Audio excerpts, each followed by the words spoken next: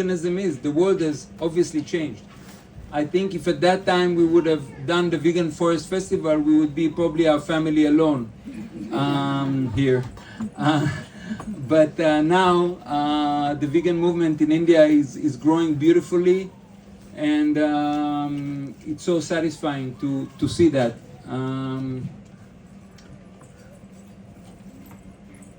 It's growing beautifully, but I think it can be more inclusive and holistic. I think that what happens to the vegan movement in many places in the world, and in India also, that the movement is growing in a very commercial direction. So there's a lot of emphasis on vegan business, which is good. Vegan businesses and of all kinds, and that's great. But veganism is not just about kindness for animals. It's also about kindness to people.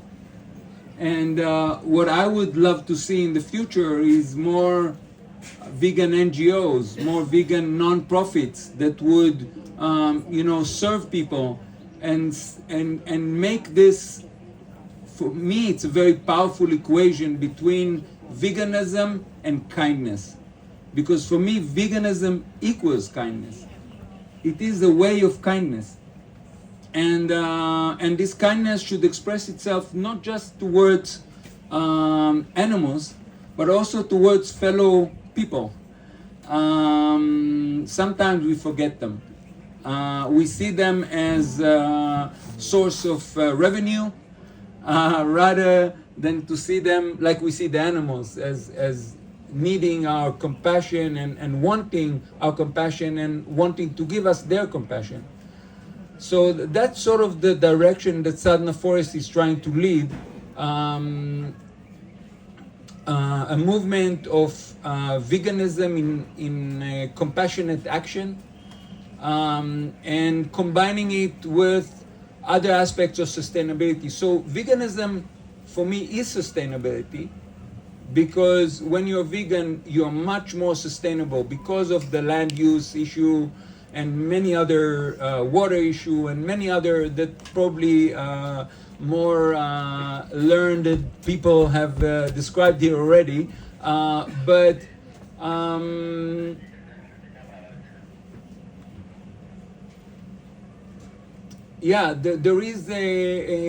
there are many aspects to sustainability that we're trying to combine here, like for instance, being off the grid, and taking care of water conservation and reforestation and water conservation. So we're trying to enlarge the sustainability aspect beyond veganism.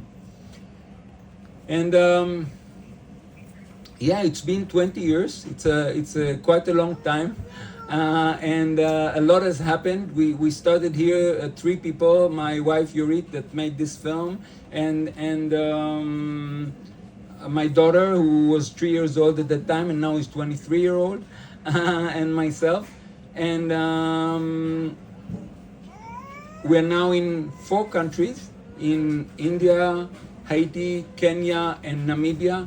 And in India, we have 5 centers, 3 in Meghalaya, in Jaintia, Kasi, and Garo regions, and 1 in Virudhunagar in South Tamil Nadu, 1 hour south of Madurai, and 1 here, in which you are at present. And that's something we could have never imagined. And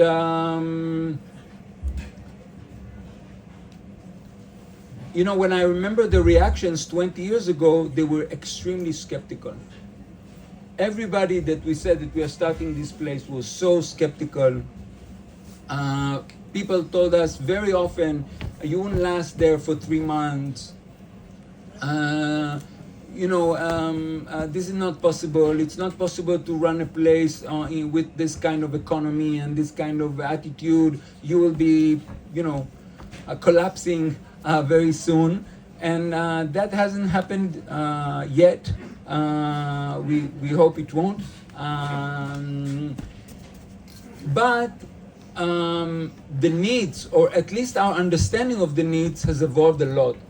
So we understand now things about climate change, and about the suffering of communities around the world because of climate change that we didn't understand before. We didn't understand 20 years ago. And we understand the severity and the urgency of the situation. And Sadana Forest, with all that it has done and is planning to do, is really a drop in the ocean of this. And what we need in order to do something more impactful is basically just one thing. We need you. We need you. We need people that will join us, that will live here or in our other centers, that will devote their energy, their life, their love to this. We're a too small group to make the impact that we want to do and the impact that is badly needed. So we're calling upon all of you. Leave whatever you're doing.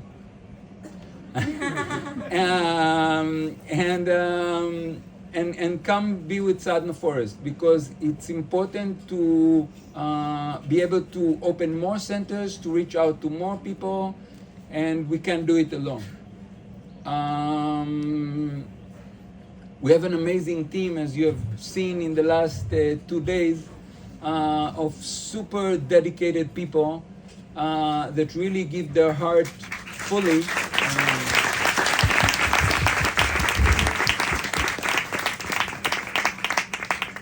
Absolutely, and it's inspiring for me to look at them and to see what we are able to do together. But it's still, as I said, it's very small, and it needs to be bigger. The thing is that everybody, not everybody, but a lot of people want to come here, volunteer here, or visit here, and go to their normal life. And the balance between this and the normal life, not that I think this is abnormal. I think we are abnormal maybe, but this is quite normal, or should be normal. So I think that if more people decide that this is the new normal, and that living sustainably, off the grid, vegan, with love and compassion to one another and to animals, is the new normal, I think we could really do a lot. At the end of this conversation, there'll be 2 young, inspiring guys from our team that will present 2 fellowships that could be your entry point into this world of activism, of vegan, compassionate, action-oriented activism, and then you can also talk to them later and ask more questions. There are other ways as well. You could also come to volunteer here anytime and get to know the place and get to know us and see if you feel that that's your home. If you feel it, then it's right. There's no other way to know. You won't know it from Instagram. You have to be here and feel it and see, because it's, organizations are just empty shells. What matters is the people. If you connect to the people, then the organization is good for you. If you don't connect to the people, the organization can have the best intentions in the world and the best plan in the world and the best website in the world, and there's no meaning to this. So I'm very open to any questions that you may have about anything regarding Sadana Forest, and So my question is, when you started, how did you deal with the financial part of it, like setting up the forest and getting help and planting trees? So the question was, how did we manage financially in the beginning? We had some money at that time, It's long gone, but it was there. We had about 25 lakh rupees. It was a nice amount of money in 2003, and we spent it all here. That was our savings. Actually, on the 21st of April 2004, I went for the last time to the ATM, to Sedrapet, to the petrol bank here, and got the last money from our account in Israel. And then it was an interesting sensation, because I took the last money that we had in savings, but I felt good. I felt free. First of all, I felt that the bank can't overcharge me anymore. They can't screw me anymore. I'm done with them. And I felt happy that my money is here, in the trees, in the huts, in the whatever we did with the money. Not always the smartest things, because we didn't have so much experience constructing here, but whatever we could do. So yeah, that was how we started. And then there was a visitor here. Some of you, I think, even know him, Tobias Linhart. Anybody knows Tobias Linhart? Yeah. A vegan activist from Belgium, and he was our first donor. Tobias was our first donor. I think it was a few hundred euros. He came and gave me a few hundred euros in the hand, and I said, "What for?" Like, I didn't understand what he wants, And he said, "This is a donation." I said, "What? Donation? Okay, thank you." He insisted that I take it. He said, "Continue this, do more. It's good work." And that's how actually people started supporting us. And that was sort of the transition between our own private money and the kindness of others, that is still for 20 years now supporting the place. So yeah. Do you still feel the dependence on the financial system now, or do you think the forest helps you sustain all of these? We are heavily dependent on donations. 99% dependent on donations. This is a huge educational project. We have a very small piece of land that is dedicated to environmental restoration. It's not a commercial forest. We're not selling. We have never sold a gram of firewood, not a twig, out of here. We do this as a sadana, as our seva, and have no commercial intentions with this. So this doesn't sustain, the project does not sustain us. What sustains us is the people that believe that this could be a way forward. And some of them give us 10 rupees, and some of them give us 50 euros, and some of them, it doesn't matter. Or some of them don't even give anything financial, but just send us an email. "Oh, there's not a day that I don't think about Sadana Forest." An old person saying, "Every time I enter my puja room, the first thing I do is I pray for Sadana Forest." So meaningful. So meaningful. So yeah, that's how we, sustain, and we are happy with that. We are happy to be dependent. Life is about relationship. It's about dependency. It's not about being totally self-sufficient. I wouldn't want to be totally self-sufficient and not have the relationship with you and with so many other people, not see you and not, and the fact that so many people are helping in a small way makes it very, very powerful, because there's less dependency on big grants and funds, and it's a people's movement, and that's what we believe in very, very deeply. That we are creating problems, unfortunately in a faster rate that we are solving them, but we are creating problems and we are solving them together. So Yeah. Yeah. How many years did it take to make this forest? To make what? To make this forest. The forest. So we are now here for 20 years, but you know, when we started, there were no trees. So, no trees at all. But after 5 years, there was a sort of a fast growth, right? You know this from your height, no?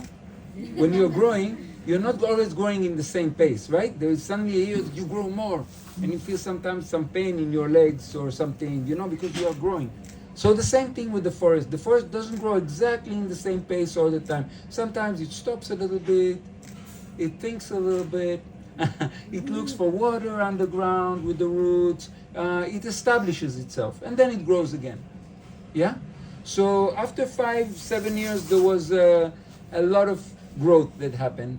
And after 10 years, started the sort of a canopy, you know, canopy, like the trees start giving shade. They start being big and wide. And yeah, now it's becoming more and more of a forest. It And one more. yeah. How did you come up with this idea that a forest? Yeah. Okay. How did I come up with the idea? So actually, the idea was just to live here with my family. I didn't think that this would be so many people involved or anything. I just wanted to live here quietly and plant trees. Especially the quietly didn't happen. But other things happened, wonderful things. So from a family, it became a community of volunteers, and then a bigger community, and then sort of a small community of volunteers that are here all the time, and a bigger community that is transient, that people are coming and going all the time, the short-term volunteers, and then we started other centers in other countries. So it evolved to be something completely else from the vision. You know, sometimes people ask me, wow, it's such a beautiful plan and the way you implemented it.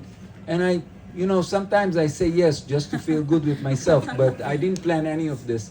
You know, it all happened spontaneously. It all organic growth, you know. People came and said, oh, why don't you start in Haiti? Why don't you start in Kenya, here and there? And then, yeah, it's all the time growing. Do you have any homeschooling kind of engagement to study? Yeah. So we are an unschooling community, or you could say a natural learning community.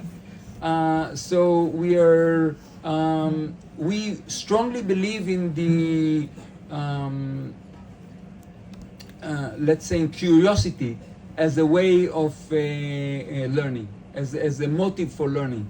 So we just let the children be curious about whatever they are. And whatever they're curious about, we try to support them in getting the knowledge that they need. Sometimes they need us, sometimes they don't need us, they can get it themselves. But we never told any child here, you have to learn this or you have to learn that. I personally don't believe in this idea of adult supremacy, you know, of adults know better than children what they should do, what they should learn. I never felt like that with my daughters, that I know better than them anything, and still I feel that I know less and less as they grow. Yeah.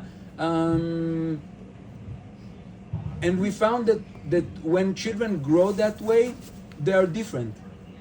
They're different. So they're very self-motivated. They know what they want. They discover what they want alone, not with your help, alone. And they pursue it with such motivation, perseverance, that you can't even imagine. I mean, I see my younger daughter doing her dance practice, and you know, she would dance for 6-7 hours a day and do jogging 2 times a day, and you know, and really give it everything she has, because that's what she chose and that's what she loves. That's her life, you know. Just like I do this. You know, because that's what I love to. Nobody is paying me to do this, and nobody could pay me to do this. If somebody would pay me, I would immediately lose all my motivation, because I'm working for somebody else. I don't want to work for somebody else. I want to work for what I believe in, and in the children you can see this. You can see this very clearly, and it's not that they don't have challenges, they don't have problems. I'm not saying that. I'm not saying they're ideal in any way, but that aspect of going and getting it and doing it is stronger than in other kids, from what I have observed. Yeah, and that motivation is really, you know, endogenic. Is really coming from the inside. It's not something that is coming from outside or from any reward or from any from any external thing. Yeah. Hi, Aviram, first of all, thank you for your sadhana, and because of it, you know, we are sitting here and enjoying the fruits of it. Thank you. Second, I missed the starting part. I'm not sure if it was covered, but what brought you here? Like, you know, leaving your own country, or meaning, you know, coming to a foreign land, a different language. I mean, when you say quiet, you can find quiet anywhere, and then you didn't even find that, like you said, you know. And then there could have been challenges, right? So I would like to know two part of the question. One, what brought you here? What challenges did you face? Because I think the glory, everyone sees the challenges, you know, people don't. And what is the purpose? So like, I was not aware, you know, of Sadana Forest at all. I'm coming here for the first time, and I just came. Okay, I'm turning vegan. Let me just come. I just came with that notion. But what is the purpose of Sadana Forest? I thought, oh, now this man has created the forest. So now what? What next? You know, like, what is required? It's done. No. So I would like to know more about that. Okay, about why I came here. I mean, there are the different answers of different people. If you ask my family, for instance, 15 years ago, they would tell you definitely it's mental health problem. You know, the guy's crazy. Why is he leaving everything and going? There's some of this for sure, but you know, I think there was did you read Man's Search for Meaning? There's a very beautiful book called Man's Search for Meaning. You're welcome to read it. So I think that was what was happening for me. I was searching for a meaning, for a deeper meaning, and I think in my previous life I couldn't find it. So I was searching and searching, and then I decided to leave for 1 year to go to the east, to first Thailand and then India. Yurit and I drove on a motorcycle from here to Nepal, and then through all central India. It was pretty amazing. We got maybe the last glance of like real pre-colonial, you know, rural India, because many of these places, even the colonialists didn't visit them because they were too remote. You know, so that was an amazing experience, life-changing in many ways. And then we lived for 5 months in Nepal, and then we came back to Israel, and then there was that search continues, and even today. Yeah, and then we moved to India. India was a love at first sight, you know. When we landed here, after 3 days, Yurit and I felt we want to live here forever, you know, after 3 days. And people always ask us, where did you land, that it was so beautiful, that this, and it was Chennai. So, you know, with no offense, yeah, but not exactly the peak of the Himalayas. And still, we had everything, the people, the idli, everything was, you know, just amazing. And we felt that we want to be here, and we still feel like this 20 years down the line. 20, wow. Oh, it's not 20 years, it's 98.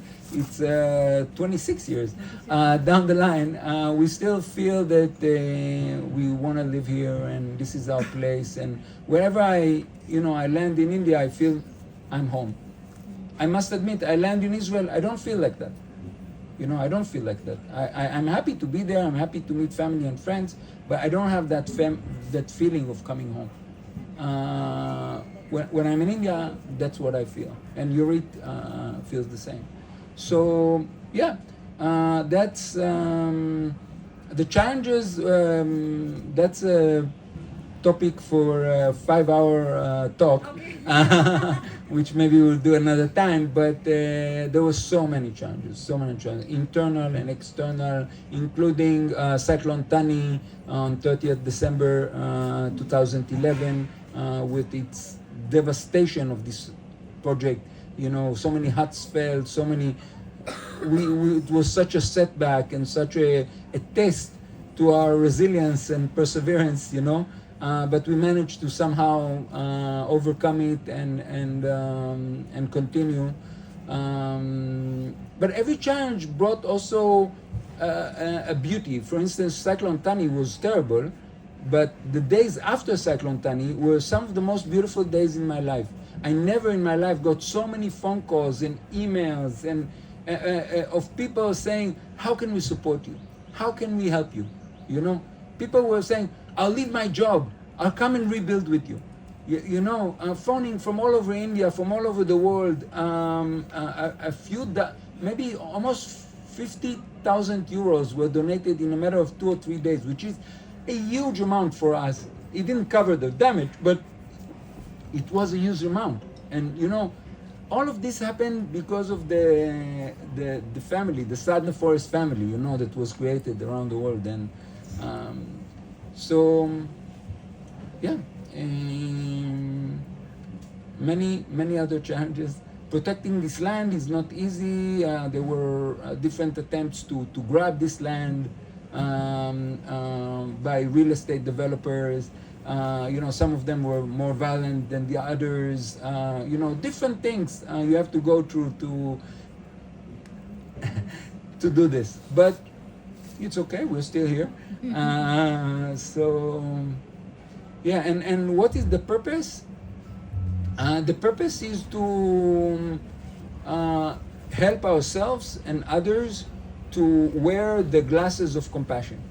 You know, to see things through the eyes of compassion, and to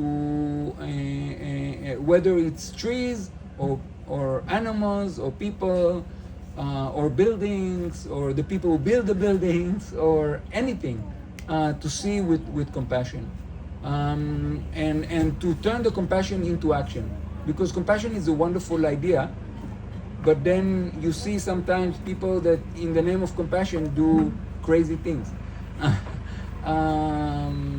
So yeah, that's it. I think you have it.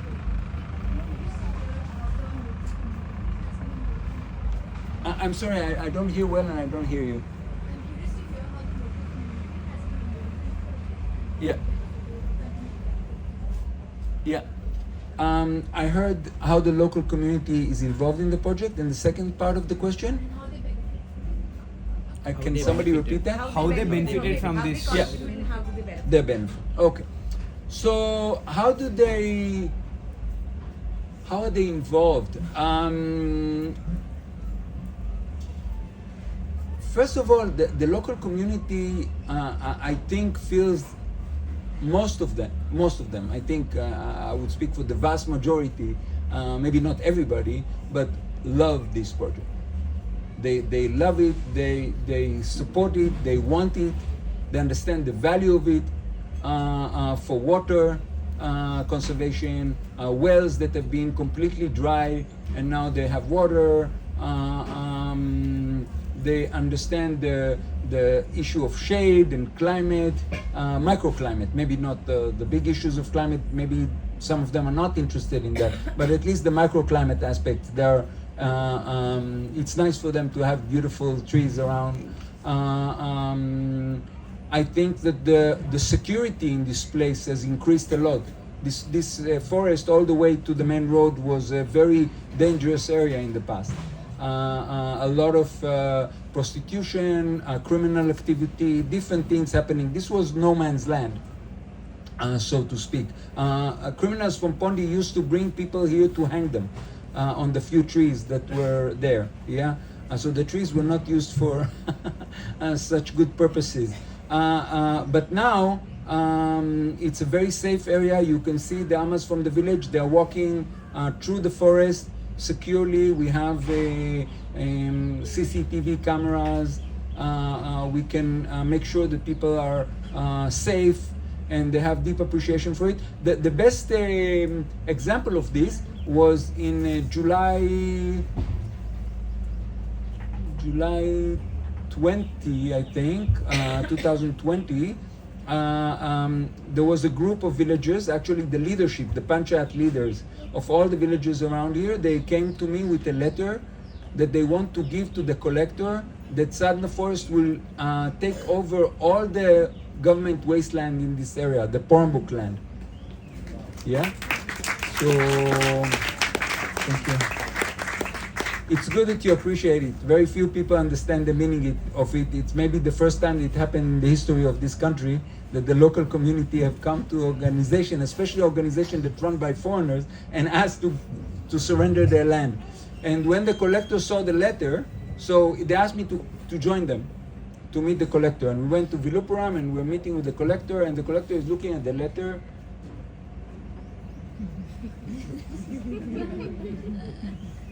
He's reading it again and he's asking them, "Are you sure?" He said, yes, we're sure.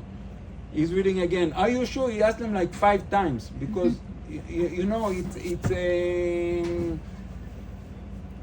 a level of trust that we have between us that is very good. That is, when there were people that were trying to do things against the forest, yeah, the local people always supported us against them. Yeah, and also we would have never been able to protect this land if the local people were against us. You know, if they were even a little bit against us, those real estate developers from Pondicherry, from other cities, would use that against us. You know, it's very easy to get 20 people with katis, you know, to come and threaten and this. Here you can't do it against Sadana Forest. They will use the kati against you if you try that, you know. They wouldn't join against us because they appreciate and they know and they love, I think. You know, we have, in the beginning, there was no access road. So I couldn't drive my moped into Sadana Forest. That dam that you're walking now, near the, after the stop where the registration is, right?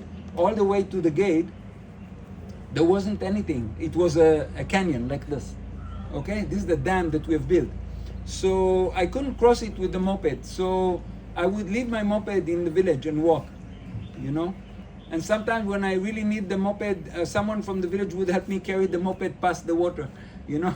And we would bring it here. And when people in the village were sick, my wife had always homeopathic medicines that she would, you know, share with them. And so, yeah, we feel very integrated. And one of the decisions that we have taken that I think helped that was not to fence the land. Because, you know, there is a saying, strong fences make good neighbors. I come from a country where we have the strongest fences, not so much good neighborhood. Yeah, I come from Israel, the mother of fencing technology, but the neighbors don't like us so much. So we came here with a totally different attitude. We left the whole forest open. It's the only place in this area that you will see, in Auroville or anywhere else, that you will see that there's no fencing of the entire forest. Only the residential area is fenced for personal, you know, safety of the volunteers. But the rest is all open, and people feel that it's theirs, you know. And they don't cut the trees, and they don't mine the land. So yeah.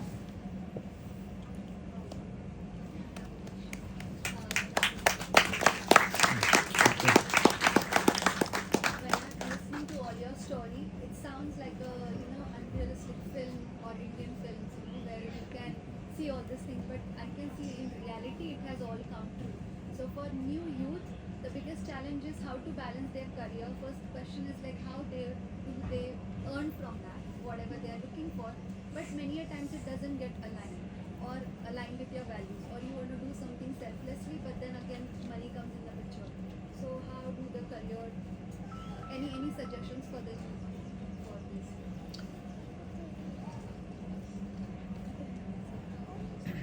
You know, before going to the practicality of it, just a general sentence that I saw in a toilet in America once. Be yourself. Everybody else is already taken. You know? And that sentence always inspires me, you know? Be yourself. And when you are yourself, it's bloody difficult sometimes, but it's great in another way. And that's worth a lot. People don't understand how much it's worth, even in medical bills, you know. Aspiring to be somebody else, trying to be is expensive. All this, you know, high blood pressure and so many chronic diseases come from stress, also from nutrition. I agree, but also from stress, and that stress is relieved when you are yourself. So. Regarding practical solutions, so we'll reach that in a moment when Pavan and Chandan will talk about the fellowships, and these are ways in which we provide.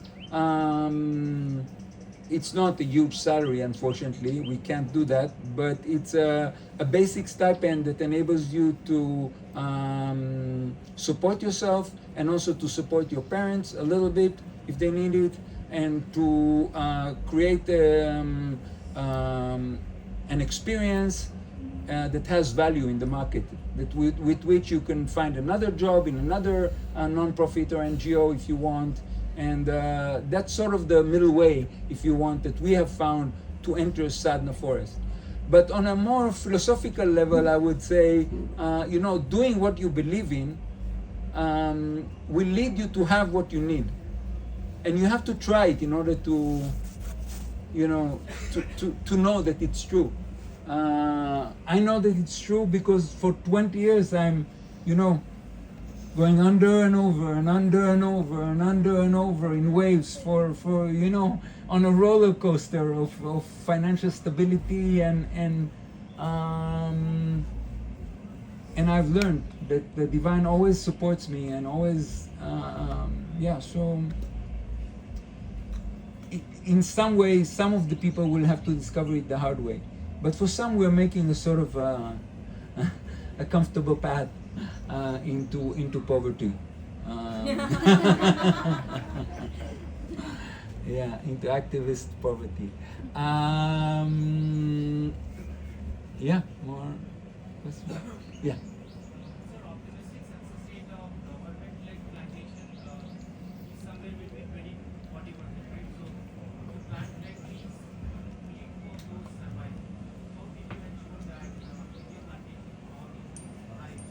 It's a point of If somebody could repeat the question closer to here, it would help me. How did you make it this entire plantation to survive? Because as per the government stats, only 20% survive. Yeah, I mean the challenge in government projects is that the people who plant are paid, and sometimes they're not paid a lot. So not just in government project, in any big project, you would see sometimes people planting with the plastic. Yeah, you would see that. I remember when after the tsunami, there was so much planting on the beach, and I was walking and seeing, you know, 10% of the trees were planting with the plastic because the people, it didn't make sense for them financially to remove the plastic and then to this, so they just put it, gone. You know, so yeah, we are planting very slowly, either in mounds or in holes. If it's in holes, in big holes, a lot of compost, a lot of love, a lot of care, a lot of watering. It's not like mass planting. The disadvantage of this is that when you plant millions and millions of trees, of course you have a bigger impact. Even if you only 30% survival rate, there's still a big impact, you know. And that's again a spiritual question. How do you see a tree? Do you see it as something dead, or something that is like a live being, you know, like a dead matter or a live being? Because if I tell you that a mother will take care of their children and she would have 30% survival rate of their children, say that's pretty bad, you know. That's one child out of, you know, out of every 3 alive.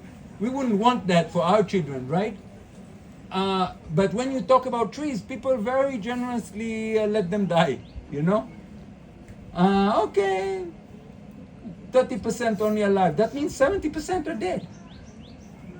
So for me, every tree is a living being, and I want it to not just to survive, but to thrive. You know, to grow, to fulfill its potential, its growth potential, its fruit potential, whatever potential it has biologically. I want it to fulfill it completely, like I want for my children. I don't want them to die because of neglect. Yeah, everybody has to do their own decisions. How do they make projects? Low cost, low survival rate, or